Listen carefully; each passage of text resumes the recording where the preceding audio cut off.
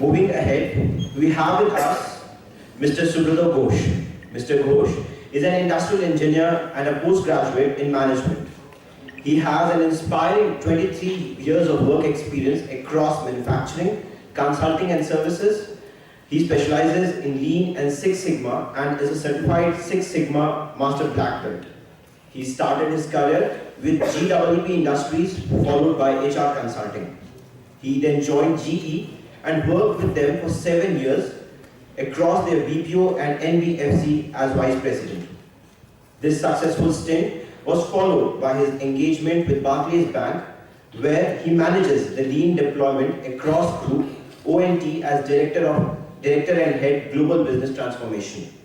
Mr. Subroto is credited with starting this function from scratch. Sir, we request you to please come on stage and share your thoughts with us.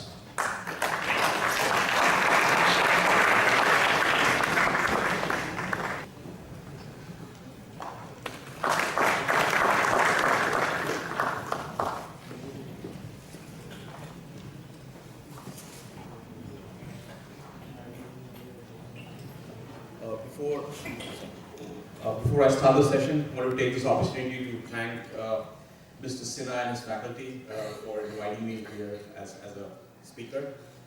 So first of all, good morning. Good morning, sir. Let's try it again with energy. Good morning. Good morning, sir. That's about it. Because the first principle of Lean is you've got to be high on energy, right? Because Lean, in my experience, is not an individual, endeavor. It's a team effort, right? And to drive a team, you have to have high energy, right? Now, we saw the impact of Lean and how it has helped in manufacturing. And a lot of stuff that I would be touching upon, you might feel it's a repetition, and rightfully so, because the basic guiding principles of Lean are absolutely similar as applicable to manufacturing or the service industry, right? So how many of you are soccer fans or players here? Yeah? So you heard of Barclays Premier League? Yeah. So the key sponsor of that league, Barclays Bank, is the organization I work for, right? Okay, and a little about Barclays.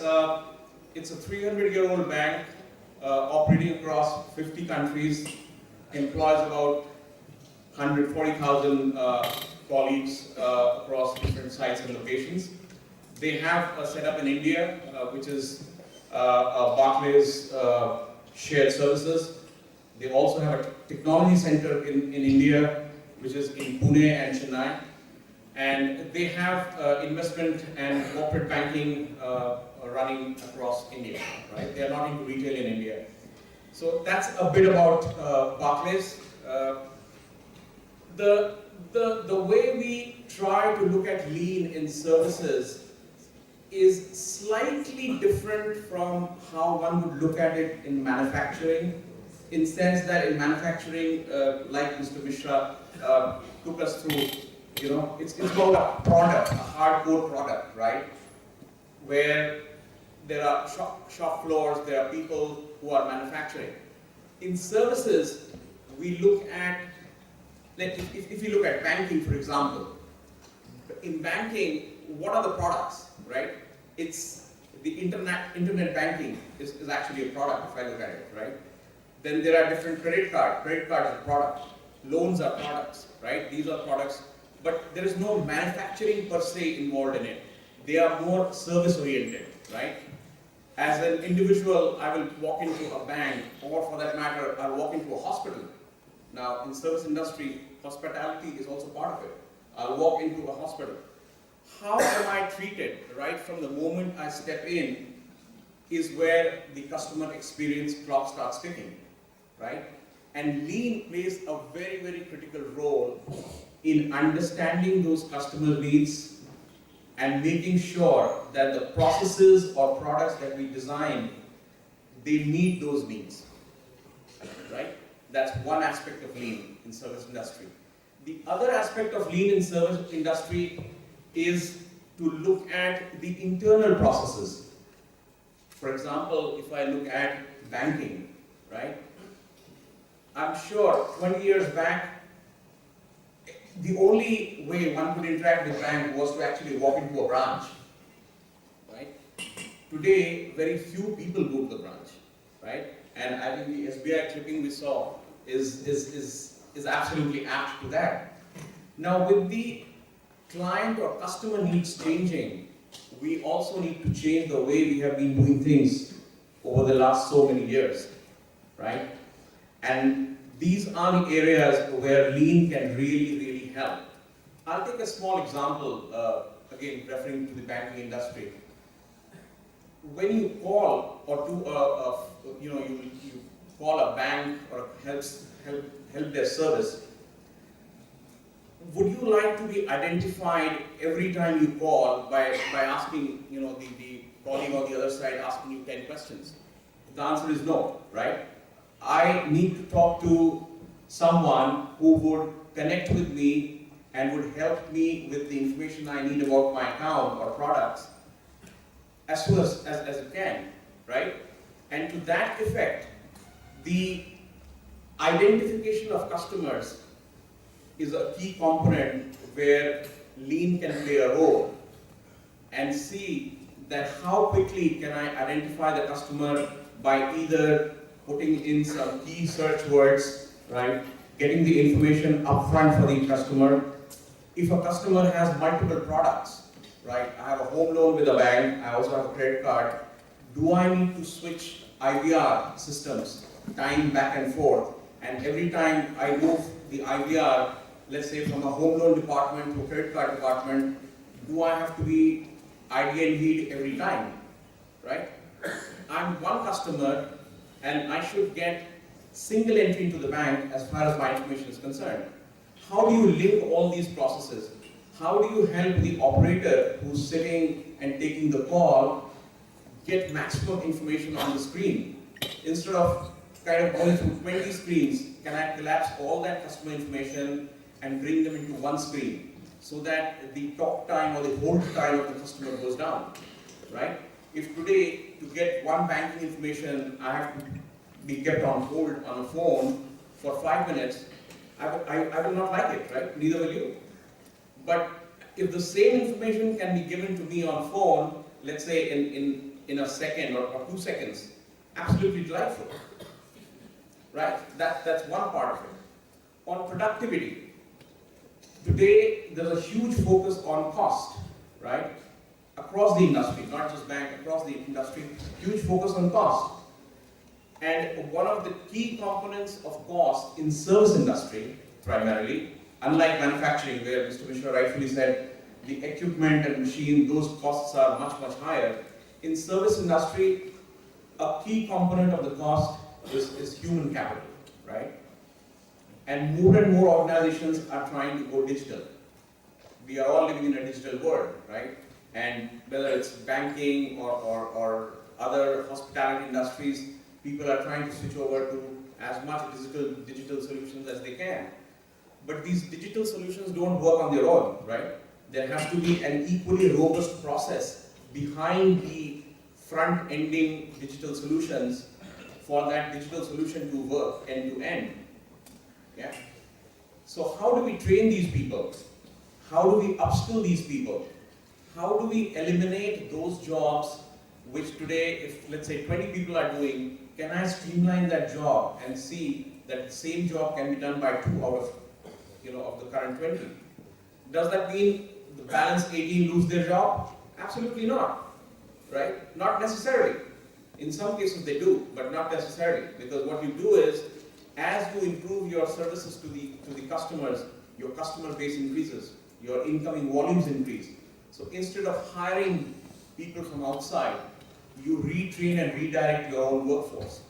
Now these are people who already understand your organization, right? They understand your clients and their needs. So you just recycle new work to these people and they become absolutely all the more productive for you. Another example I can take from the service industry is the end-to-end view, right? Typically, in a lot of organizations, lean has not shown the kind of impact it can because it was looked at in silos, right? If I'm running one particular function or department, I will only run lean in that department. It doesn't work like that, right? It has to cut across all silos and all boundaries. It has to be driven more as a culture, driven by senior leadership across the organization. It can't be one small team trying to drive lean for the whole organization, because then your results would also be to that small magnitude, right? And pretty soon, leadership team loses the interest, because end of the day, every organization wants to see the kind of results Mr. Mishra shared with us, right? Moving profit 10 times in 4 or 5 years. But for that to happen, you also need to consistently show the needle movement. No senior leadership will sit tight for 6 years, they're fine, don't show me anything in 6 years, and suddenly after 6 years you will show me a booming result. It doesn't happen like that, right? So the needle has to consistently move and people have to be engaged consistently. And one of the best ways which I have seen really work of involving people, larger audiences cutting across different silos, is to involve this as a culture, as a training, right?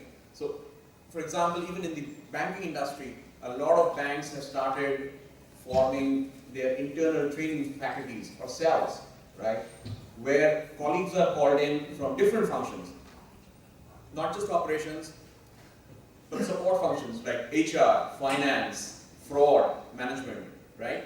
All these different functions, including operations, technology, all these people sit together, they undergo trainings on elementary trainings, and these need not be very high-end Lean or Six Sigma trainings because that takes time, right? And these are the people who have a day job. Their only job is not to drive Lean. They have a day job. An ops manager has to run an operations floor, right? But at the same time, you also want these people to understand and appreciate what Lean thinking is all about, right? Because it's a mindset. It's a mindset. It's not just a set of tools. It's a mindset. Because again, Mr. Mishra said, tools available everywhere. If somebody really wants to learn a tool, you can go to a practitioner who's a lean practitioner, or you can refer to the internet today or books, and you can get it. But unless you have that mindset, that how do I consistently drive myself and my team to look at improvement opportunities, right? There are improvement opportunities everywhere, even in support functions, right? Initially, people would thought that lean is something which is very, very product or specific operations driven. You can even drive lean in a function like HR or human resources, right?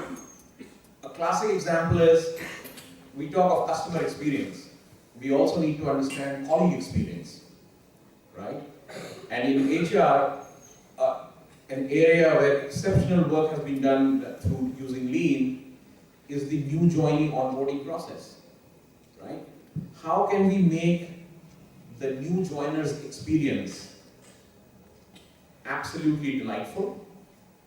At the same time, how can we make these new joiners productive in shortest period of time? So I'll just share one small example with you.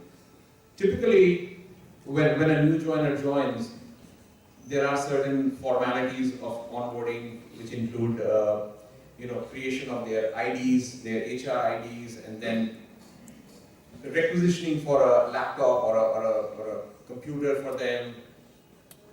That takes time, right? 2 weeks, 3 weeks. And for that period, if that individual is not able to be productive because he doesn't have a computer, it's a loss to the organization, right? So can I make the whole process lean, and can I bring down that turnaround time from the day the person joins to the day the person becomes productive? That's again lean, right? So we have to be very, very clear that lean is not just a set of tools.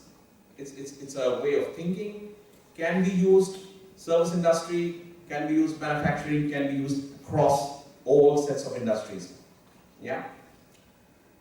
And folks, don't want this session to be a one-way download, so feel free to make comments or ask any questions or anything that you have in mind. Yeah? Okay. Now on the cross-functional team, I think that is a very, very critical thing to keep in mind. We are all lean practitioners, right? But do we drive lean? Answer is no. We facilitate lean. Lean is actually driven by people who are on the shop floor or who are in the function, right? And that is where the concept of cross-functional teams come.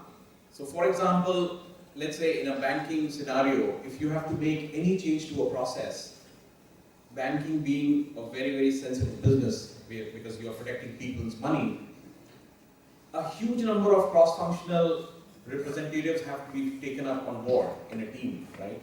So you will have to have people from the risk and governance team, you will have to have people from the fraud operations team, from the credit team, technology, and of course the function in which you are trying or you are trying to do the project. Now, what becomes essential in this whole thing is to be appreciative of each other, right? You can't be donning the lean hat thinking that you are the boss and you are the one who's going to drive it, because if they don't like that attitude, they are not going to work with you as a team, right? And if you are supposed to deliver those results, you will not be able to deliver. So always think of lean individuals as facilitators, right? Whether I'm a lean practitioner or a lean leader, my job is to actually facilitate people, to bring the right set of people together, share the vision or the objective of that particular project or assignment, and then guiding them. Which tools to be used, what are some of the things which they need to watch out for, and then helping them remove roadblocks. As a quality or a lean leader, the leader's key job is to help eliminate roadblocks, because the people who are running these projects, they may not be at a level where they can influence a lot of stakeholders, right? But as senior leaders, we are expected to do that. We are expected to influence people, make sure that the genuine concerns are addressed and people are able to move ahead with their programs and projects in a very timely fashion. Yeah? And one of the key things which kind of brings the whole team together is a shared sense of purpose, right? Which is why the lean training which I spoke about is very, very important, because unless people understand, what has lean for me, they may not fully participate. And again, communication plays a very, very vital role, because if you are going to drive lean in a function, the first question, which people ask is, what's in it for me? Why should I help you drive lean in my function or my department, where I know that if you drive lean, in all probability, 2 of my people might just lose their jobs, right? So you also have to sell the concept that lean is not about only removing people from their jobs. Lean is also about creating newer opportunities of work, right? So I think that the key message here is we have to make sure that lean is seen in a positive sense and is presented in a strong, positive fashion to the impacted areas, which often we do not do, and that typically becomes a key reason for failure of a lot of organizations when they try to drive lean, because they just, they send a team of black belts and master black belts thinking that these people are the knowledge guys, they're going to go in, do it and come out. It doesn't work like that in reality, yeah? Because these guys can go in, do a great job only if they get the support from that department and function, right? Because end of the day, the central corporate teams or the black belts and master black belts, who are supposed to be the lean practitioners and experts, they only go in for a limited period of time. Ultimately, for that improvement to be sustainable, for the results to be seen over a long period of time, the people sitting in that function have to be bought into it. They have to be trained, and they are the ones who are going to anyway run it forward. The controls that you put in after concluding a project have to be strong enough so that people can use those controls and metrics to understand the health of the process and to see that yes, is it moving in the right direction the way we left it, or is it deteriorating? Yeah? And another key thing about lean, which we have seen in the industry, is celebrating the success. We often get so hung up on getting the job done that once the job is done, that there is a kind of loss of purpose in the people who are driving it, right? But there is also a sense of achievement in the team which has done it. And for us to encourage lean and for us to encourage more and more people to pick up lean and practice it and accept it as part of their day life, I think it is very important for us to also celebrate the successes. So whenever a team successfully concludes a project and the goals are delivered, run these reward and recognition programs. Reward them. And reward does not necessarily mean only monetary reward. It could also be a certificate of recognition, right? It could even be as simple as a dinner for two for the colleague and the spouse, right? So celebrating. So it's a cycle. You've got an objective. You form a team. You drive a project. You successfully close it, and then you celebrate it.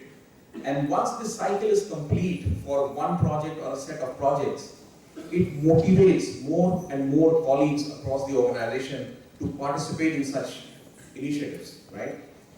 And once you provide elementary training and people start getting that lean thinking in their minds, they will come to you with their ideas, right? So there are also organizations, including Barclays, where we run, idea generation programs, where every colleague is encouraged to come in and share their ideas about how the banking services can be improved, the products can be improved, how can the colleague or the staff experience can be improved.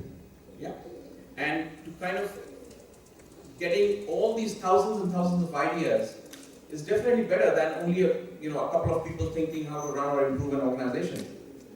What it also happens is when people start giving their ideas and they see these ideas being implemented, they come back with more ideas, right?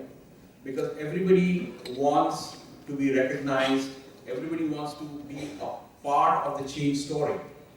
And we heard earlier also in the day, innovation.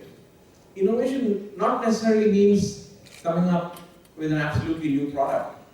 You can even innovate and add better features to your current products, right?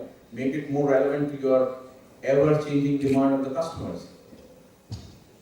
So these are some of the key learnings which I think are really, really helpful, apart from the knowledge. Yes, of course. Lean, Six Sigma, knowledge is key. But having that knowledge alone is not enough to succeed, in my view, in an industry which is so competitive, right? You have to have that zeal. You have to understand people. I think, and again, referring to the slide Mr. Mishra showed, the 3 Ps. In my view, the most significant P in that is the people, right? Because unless people want the change to happen, you can't implement lean. Because as a human nature, people are averse to change. Yeah? That I have done this work for the last 20 years. I know it more than anybody else.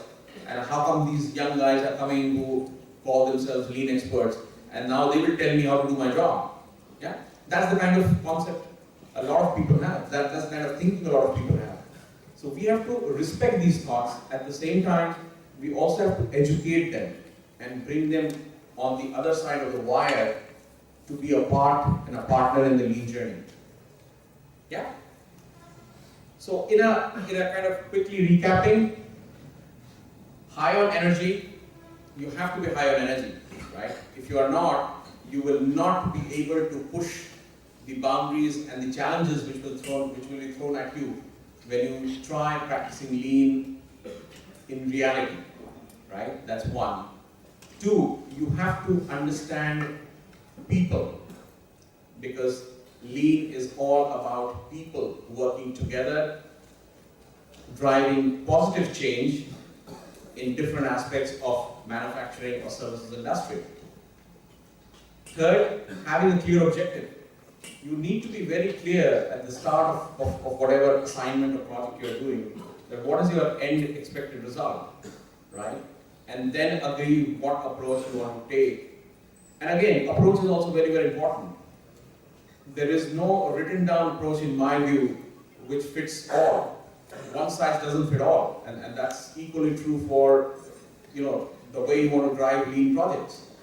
One organization may want to drive lean in one particular fashion, the other organization may want to drive it differently, because the approach has to be tailor-made to the organizational vision and to the culture of the organization, keeping the basic principles intact, because if you tweak them largely, so will it also tweak the results which come out of it, right?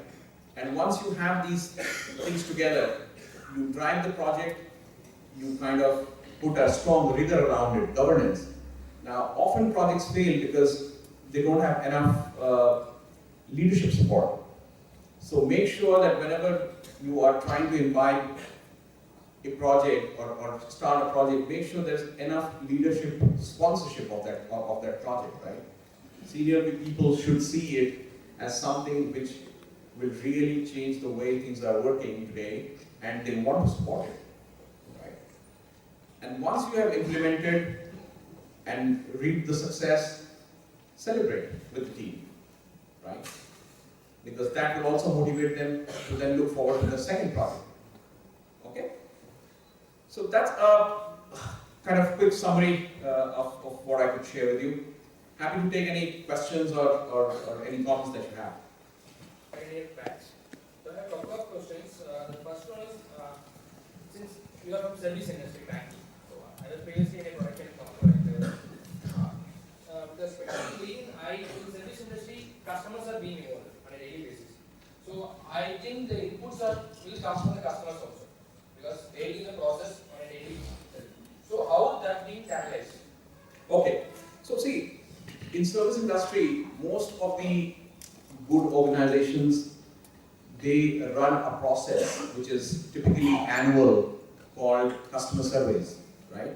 Through these customer surveys, they kind of reach out to different segments of customers, and they try and understand what are the areas which the customers think the individual organization can improve upon, right? That's one. The other is, every service industry organization has regular interactions with customers, right? And through these interactions also a lot of things come to light, and these are then fed into the colleagues who are taking those calls or making those interactions, and then they all kind of pass on to a central repository where all these suggestions go in, and when the management does the regular review of what kind of feedback is coming, or for that matter, what type of complaints are coming, right? Complaints is also a kind of feedback, right? That you took too long to kind of provide me my credit card. You took 2 weeks, I want it in 2 days. Now, can we make it happen from 2 weeks to 2 days? Depends on the individual organization's capability. But definitely, can it be done in lesser time? Absolutely. That organization then starts thinking about it, and again, that's where typically a team of lean experts are put together, a team is formed, and they start looking at the whole end-to-end process. The key is looking at the process from the customer lens, how the customer sees it, and not necessarily how we see it sitting inside the organization. Yeah? Yeah, I just want to add, but at the same time, it's more dynamic in nature also. It may not, you said it's annual actually. And then it may get changed over the period also. No, so what happens is, these complaints and these feedbacks, the survey only happens once a year, right? But these interactions are happening every day. And through interactions, and for example, a complaint, a customer doesn't have to wait for an annual survey to happen to complain about a product or a service, right? Complaints move faster than appreciation, by the way, yeah? So they do land up much faster to the relevant folks, and they are kind of imbibed into the action plans of the organization. So the second question would be like, even if we are practicing at one branch, it may not necessarily at another branch. It may be like not needed for those kind of customers. So across the branches, how the lean initiative can be common. So, For the same organization. right. So like I said, lean is a approach, right? It's an approach. It's a thinking. It's an approach with a set of guidelines and a set of tools. And it is applicable, just like it is applicable to all industries. It is also applicable to all verticals of a bank. So if a bank has, now typically banks have, the consumer lending, which has loans and products. Then there's a credit card division. Then there's a corporate bank. There's a investment bank. Now, these are verticals in their respective way, fine, but at the same time, they're part of the same thread of the organization, right? So if there's a team which kind of runs, let's say, lean, it would run lean for all of it, and that's how it's at a group level, right? What happens is you go into each of these verticals and you train people, and that's why my focus so much on training, because only a handful of lean experts cannot change an organization, right? They can only lead some of the big, high-impact improvement projects, but for everything else, you have to garner more people into the team or on the lean to win concept, right? And that would only happen if people understand what lean is and how it can benefit not just them, but also the organization. So you drive it through multiple small and large teams and not restrict it to one team. Okay? Okay. Yes, I think there's a question here. Good morning, sir. Ankita Sharma, second year student. I would like you to share a few cases where you tried to implement lean principles in your organization but were eventually not successful, and what were the potential reasons behind them? Okay. Let me try and pick one example. In my previous role in GE, right, we tried to improve the productivity of the workforce management, right? And when I say workforce management, it means the sales guys who kind of come to you to get your forms filled at home, right? Have you interacted with people who come to your house to get the form signed for credit card, etc., etc.? These are, these are temp sales folks whose job are to kind of relate to different products for various organizations. Now, typically what happens is, when the workforce is spread, okay, let's look at two scenarios. Scenario one, you have a large workforce, but it's under one shelter, right? And scenario two is you have a large workforce, but they are spread across hundreds of locations, right? And if you were to improve the productivity of these two groups, conceptually it comes that people sitting under one roof, it would be easier to control their productivity and improve their productivity, right? Because you have everybody in front of you, you are able to be physically there and run and like, we saw in the manufacturing thing also, you are where the people are, you are where the work is, right? And you are able to contribute much more strongly and faster. But what in a scenario, in a virtual world, where people you want to work and help improve productivity are spread across multiple locations and sites, and you don't have a view as to what they are doing, barring some of the reports that come, the MI, the report that comes. And this was the scenario where we tried to help GE Money improve their productivity, i.e. number of loans disbursed per sales guy in a month, right? And we started looking at this for one particular product, which was the home loan. What we found that on an average, one sales guy was selling only 1.5 home loans in a month, right? And at that point, I think they had deployed 6,000 people, okay? And when we dwelled deeper into the whole thing, we understood that A, there was no end-to-end process in which the whole loan process was functioning, i.e. it was again broken in parts. So the sales head was only looking at the sales number, the operations person was only looking at operations number, and so on and so forth. So, and nobody had an end-to-end clear view of how the whole process worked. And it was because of these breaks in the process that, you know, some people were kind of taking it easy, so to say, right?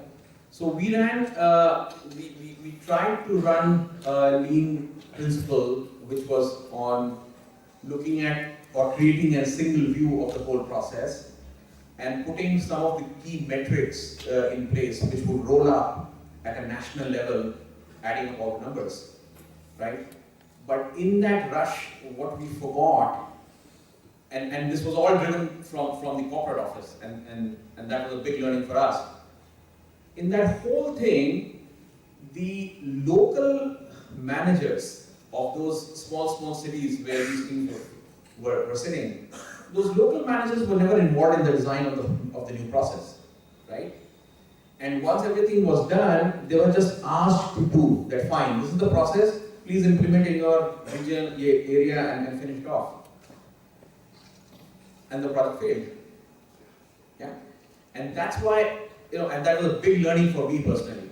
That unless you involve the people who are going to make that change or who are going to get impacted, you can put the best brains in the world, it will not work. More so because we are all now moving into digital world. We are all moving into virtual teams, right? As organizations expand, they set up, you know, and Barclays is a good example, operating across 50 countries. You can't have people sitting in 50 countries only to drive lean. It will not remain lean anymore, right? So, does that help you understand? Yeah? Yes, please. Good morning, sir. I was a senior student. I would like to ask a question related to the small and medium manufacturing enterprise perspective. Sir, unless these practices like Lean and Six Sigma trickle down to the MSMEs, which make a large part of Indian manufacturing sector, so they are not particularly useful in Indian perspective because they, at least in a large part of Indian manufacturing sector, unless and until they trickle down to these sectors, they are not useful in the Indian perspective. So because there are reasons to it, because there is no one to guide them, there is no top level management or no lean practitioners or drivers in this organization. So I would like to question that to ask the question that how should they proceed in the future so that these practices can be useful in these sectors also. See, in fact, yesterday evening only when I was interacting with your faculty, one of your faculty members is actually ex-NPC, right? National Productivity Council. And I think that organization and similar government organizations are trying to reach out to exactly this target audience and help them, A, understand it, B, help them implement. But like you said, it's a very, very large population, right? And we have our certain infrastructural areas where we are not doing too well. So I think it's a matter of time, but one good thing or one good approach could be, and this is just could be, that if you know, in a location there are, let's say, 50 such organizations, right? And typically they are clustered, right? So if there's a cluster of 50 and we are able to help 2 or 3 implement, right? And then use them as live examples for the rest of the group. People can come and see what changes have happened, understand the approach. I think it will have that exponential propagating effect. I'm a second year EPGP batch, and I'm also industrial engineer and working in Tata Motors. I have queried what I have experienced that there are companies where formally this department is not created actually, like lean expert.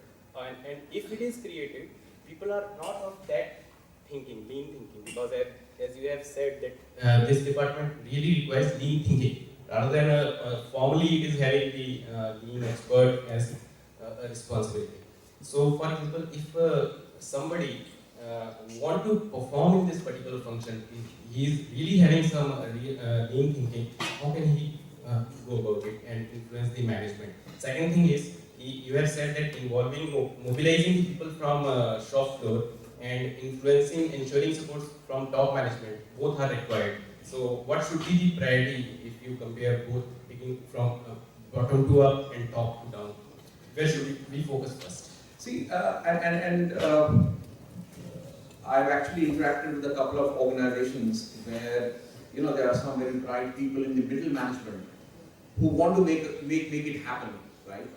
But like you said, there's little buy-in from the top, and people below are apparently ignorant of what lean is, right? And one good, very successful example, I can't quote that organization, but very good example I have seen is these individuals actually formed a small team on their own without any sponsorship, right? They picked up one area which was within their control. So for example, if somebody is managing a press shop, right? Now that press shop, they know everybody, right? Because if you are working in one department, the colleagues are more closely bonded. So it was more through their personal relationship with those individuals in that floor.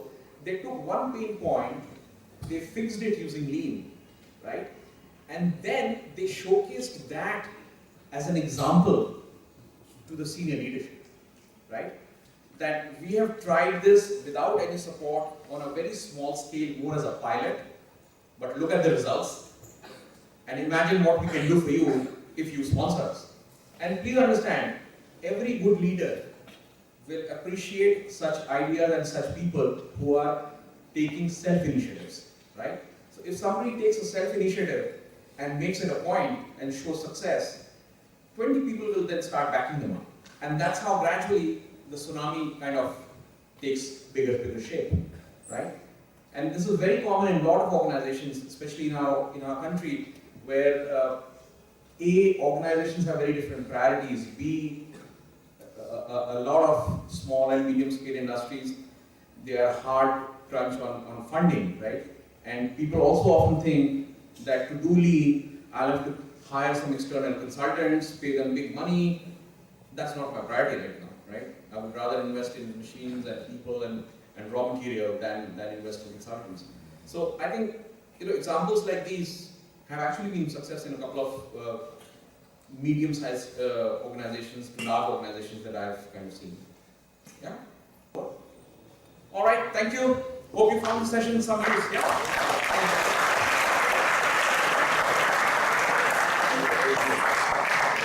Thank you, sir, for your valuable thoughts. We now request Professor Kampan Mukherjee, sir, to please come on stage and present Mr. Ghosh with a token of appreciation.